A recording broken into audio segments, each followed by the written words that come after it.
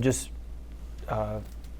thrilled we won the game. I mean, ultimately that's what matters, and you don't want to win every game the way we had to do it today, but we'll take the win. Offensively, it felt like an up and down game. There were positives. We had some guys that played very well, but there were just mistakes scattered throughout that were very costly and had a big impact on the flow of the game. And again, we're fortunate to be able to have overcome them. A lot of credit goes to our defense and some of the plays they made, like getting a safety and the turnovers they created and the stops they had on third down. To where our mistakes on offense, don't end up doing us in. So we have to, we'll enjoy the win tonight, but you also have to go back and look critically at every play, just like you always do, and think about how you can be better and how you can improve.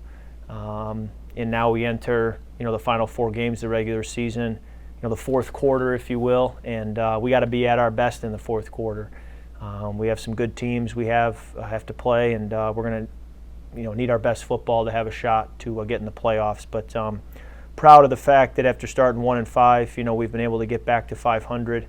And as we said at the bye week, just like those 10 games, we're going to tell the story of the season that we're remaining. I think the remaining 4 games, are going to really tell the story. So it's all out in front of us. With that, I'll take any questions you have. Kirk, we often talk about your resiliency.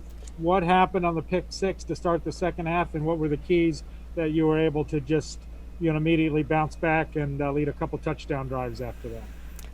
Yeah, it was a miscommunication. Dalvin and I weren't on the same page, and I have to be very sharp in the huddle every play, clearly communicating what we're trying to do so that that never happens. And I'm going to go back. When you talk about looking hard at yourself, I'm going to go back and make sure going into our next game that every single time I'm calling a play that we all 11 in the huddle are on the same page, and not allow those kinds of ththings to happen. How about just the way you bounced back after the couple touchdown drives, and then obviously leading a drive at the very end of the game? It was just the game we had to play, and I was proud of the way we were able to stay resilient, keep playing. Again, when your defense creates turnovers and gives you short fields, it makes life a lot easier. And we unfortunately did not capitalize on those enough, but we kept being gifted some really good opportunities. And then it was great to be able to hit, a shot down to Justin Jefferson down the sideline, and a few different plays here and there that kind of got us back in it.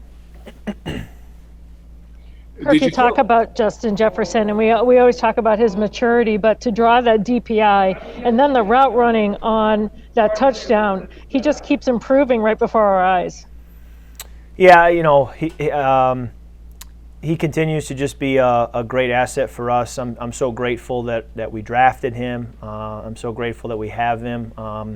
In addition to being such a capable receiver, he has a great demeanor about him during the game. Doesn't get high or low, just kind of stays the course. He's a great teammate.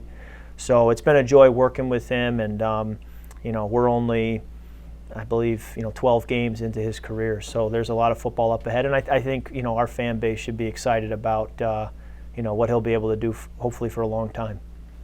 You didn't take any deep shots early in the game. Was it just because they weren't there, or were you guys just trying to make sure you established the run? Yeah, I don't know. I think I'm sure it was some level of wanting to establish the run. I think it helps if you're converting third downs, because then you stay on the field and it gives you more of a chance to mix it up. And I think that's something I wish we had been able to do, would be able to create more explosive plays in the first half. Kirk, was there anything you saw from the Jaguars defense that enabled them to generate so much pressure? I think they, brought a fair amount of pressures, of blitzes. It wasn't a 4-man rush too often. I think they were bringing a 5th, sometimes a 6th, pretty consistently. I think that, was some of it. Some of it was, hey, like there was a third down early in the game where I'm hot. The ball's got to go out, and I didn't feel like my hot route was a great throw, so I ate it and took the sack. That's not on anybody but they brought a great blitz, and I knew I was hot and the ball needed to go, and I didn't get it out. So there's a few of those that happened too, where it's nobody's fault. You just kind of play for the next play. Kirk, how do you feel about how quickly you guys this season have been able to get back into the playoff conversation? If Arizona loses today and they're down right now, you guys would be in playoff positioning. Yeah, I think the way I have always looked at it is what you have left, and at the bye week when we're 1-5 with 10 games left, I was able to remind myself those 10 games are really going to dictate everything, not the 1-5 start. And I feel that same way right now, sitting here with 4 games left, 3/4 of the way through the season. Those final 4 games are going to tell the story. I remember in 2018, I felt like the last game of the year kind of told the story. So you can play all the way through, but you have to keep doing it week after week. Otherwise, it's not going to matter a whole lot where you were on December 6th. Kirk, what happened on the fumble at the goal line? Was that a miscommunication, or was it just a execution on the handoff? I don't have a great, haven't seen video of it yet, but what I felt was just that. They brought some pressure. It was a little loose, and Dalvin felt like he needed to get the ball quickly. Otherwise, he was going to still be reaching for it while getting tackled, and he was concerned about that. And so he kind of went for the ball before I was giving it to him, and then the pocket got closed, and it ended up not being a clean exchange. And so that was one of those plays that you're just very agitated, very frustrated when you head to the sideline, because you feel like you're gifting the other team, an opportunity, and you're just taking away 6 points from your team.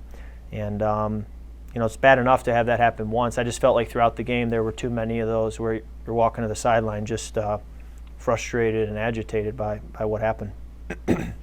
Kirk, when you have a game where it's 1 step up, 2 steps back, you have to gut it out. These games can be exhausting. How do you turn that into a positive and energize your guys the rest of the way? Yeah, I think getting a win is the key. You have to remember it's balance, right? It's never, hey, great job, go celebrate a win, and it's never, hey, you need to play better, think about all your mistakes. It's somewhere in the middle. So I was very pleased with the resiliency and the number of times the defense kept giving us as an offense opportunities. Says a lot about their effort. I mean, if you take away the touchdown that we gifted them, our defense just didn't give up a lot today, points-wise. So, they've done a great job, and there's a lot to be proud of when it comes to their resiliency, certainly. What was Dalvin's determination level like to close it out with 8 runs in a row on that final drive? Yeah, I think it was a combination of Dalvin running really hard, given everything he had, but also our offensive line, our tight ends, even our receivers were getting involved in blocking the run game. C.J. Ham did a really good job as well, just continuing to fit up on his linebacker or safety, whoever he had to block. So great effort by them, and I think they took pride in that at the end of the game to put it on their shoulders and find a way to run the ball to a win. Then you mentioned Ham, he got the touchdown, and Conklin had the catch too, so another week of kind of more lesser sung heroes maybe stepping up at a right moment. Yeah, I mean, I keep going back, and looking at the production, and it tends to be Justin and Adam for whatever reason. Obviously they're great players, but there is a lot of confidence in C.J. Ham. I think you can see when he touches the ball like he did on the pitch last week and on the flat pass this week, he's natural with the ball in his hands. He's a college running back. His first year here with the Vikings, he was a true running back. So that's natural for him. We got to find, as many ways as we can to get him involved, because when the ball's in his hand, he makes people miss. He finishes plays well. And the same can be said for Tyler Conklin. I think he's a very underrated player in our league. He's going to go on to have a really productive career. And, the more opportunities we can get him, the better. He's going to keep showing up.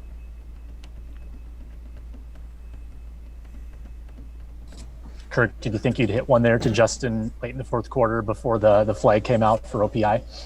I did. Yeah, I thought that was going to potentially be the play that would get us down there, and then I knew we were probably going to need a little more still to get into field goal range, or obviously need to get a touchdown. But I thought, hey, that's huge to get out to midfield, but obviously it was too good to be true.